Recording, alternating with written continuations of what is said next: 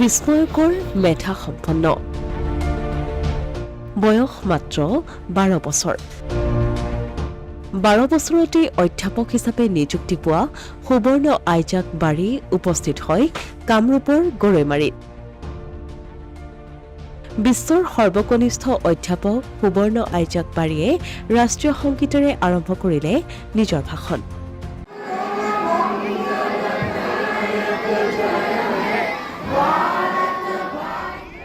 কামৰূপৰ গৰৈমাৰীত ব্ৰহ্মপুত্ৰ ভেলী একাডেমীৰ নতুন সংযোজন BV Dream 50ৰ শুভ উদ্বোধন অনুষ্ঠানত মুখ্য অতিথি বিশ্বৰ সৰ্বকনিষ্ঠ অধ্যাপক সুবৰ্ণ আইজাক বাৰী মাত্ৰ 12 বছৰ বয়সতেই প্ৰফেচৰ সুবৰ্ণ আইজাক বাৰীয়ে বিশাল জ্ঞানৰ পৰিসৰৰ নিদৰ্শন দি এফালৰ পৰা কেনেদৰে প্ৰশ্নৰ উত্তৰ দিছে সেয়া চাবলগীয়া Substitute human and human resource in the near future. Thank you. Well, maybe we don't know. I wouldn't say it definitively because that kind of technological revolution has already happened before. But I'm sure it will definitely transform humanity. উল্লেখযোগ্য যে মাত্ৰ 6 বছৰ বয়সতেই নিজৰ জ্ঞান বুদ্ধিৰ প্ৰমাণ দি বিজ্ঞান আৰু গণিতৰ অধ্যয়ন আৰু গৱেষণাৰে আমেৰিকাত ছাত্ৰজনে হৃদয় জয় কৰিছে সহস্ৰজনৰ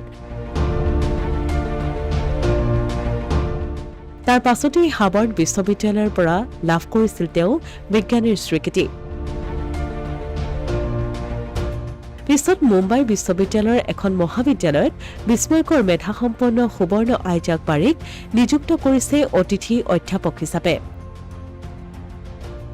ফলত তেওঁৰ পৰিচয় হৈ পৰিছে বিশ্বৰ সৰ্বকনিষ্ঠ অধ্যাপক হিচাপে মাত্ৰ 12 বছৰ বয়সতেই এই কনিষ্ঠ অধ্যাপকজনে ইতিমধ্যে দ্য লাভ শীৰ্ষক এখন গ্ৰন্থ লিখি উলিয়াইছে যাৰ ফলত বিশ্বজুৰি লাভ কৰিছে বহু সমাদৰ ইপিনে দেওবাৰে বিস্ময়কৰ কিশোৰ অধ্যাপক সুবৰ্ণ আইজাক বাৰীক বিপুলভাৱে আদৰণি জনাই গৰৈমাৰীস্থিত ব্ৰহ্মপুত্ৰ ভেলী একাডেমীয়ে সহস্ৰাধিক শিক্ষাৰ্থীৰ সন্মুখত মঞ্চত উপবিষ্ট হৈ এজনৰ পিছত এজন শিক্ষক শিক্ষাৰ্থীৰ প্ৰশ্নৰ উত্তৰ অতি সুন্দৰভাৱে দি গৈছে সুবৰ্ণ আইজাক বাৰীয়ে মত বিনিময় কৰে প্ৰতিজন ব্যক্তিৰ সৈতে Human life, and there will be no any kind of threat like pollution, global warming, and overall there will be a profit to the human life. Well, from what I've learned in industrialization so far, there are not really many ways to go down without risk. When the industrial revolution was agricultural output became better and quickly to access the market. উল্লেখযোগ্য যে Brahmaputra valley একাডেমীৰ সভাপতি নুৰুল ইছলামৰ সঞ্চালনাত অনুষ্ঠিত সভাত অধ্যাপক Subarna Isaac বাৰীয়ে বৃহৎ আকাৰৰ কেক কাটি ব্ৰহ্মপুত্ৰ ভেলী একাডেমীৰ নতুন সংযোজন BV Dream 50ৰ আনুষ্ঠানিকভাৱে শুভ উদ্বোধন কৰে আনহাতে অনুষ্ঠানত অধ্যাপক সুবৰ্ণ আইজাক বাৰীৰ পিতৃ ৰাছিদুল বাৰীয়ে বাংলা ভাষাত দিয়া নিজৰ ভাষণত ডক্টৰ APJ আব্দুল কালামৰ বিষয়ে আৰু সুবৰ্ণ আইজাক বাৰীৰ জীৱনপঞ্জীও উপস্থাপন কৰে কারণ তিনি প্রচুর পড়ালেখা করতেন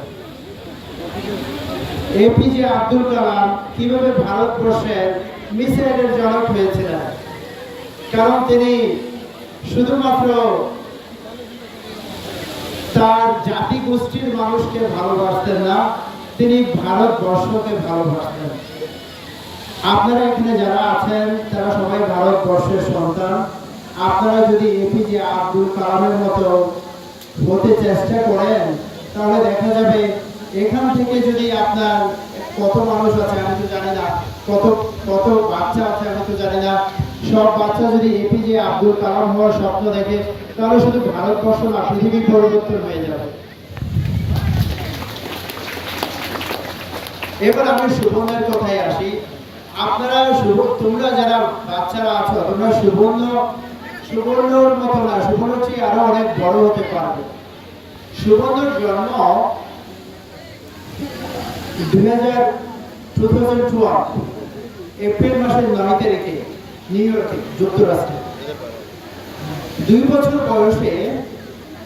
তার মা একদিন তাকে পড়াচ্ছিল 1 + 1 and he said 2 and mom started something more difficult.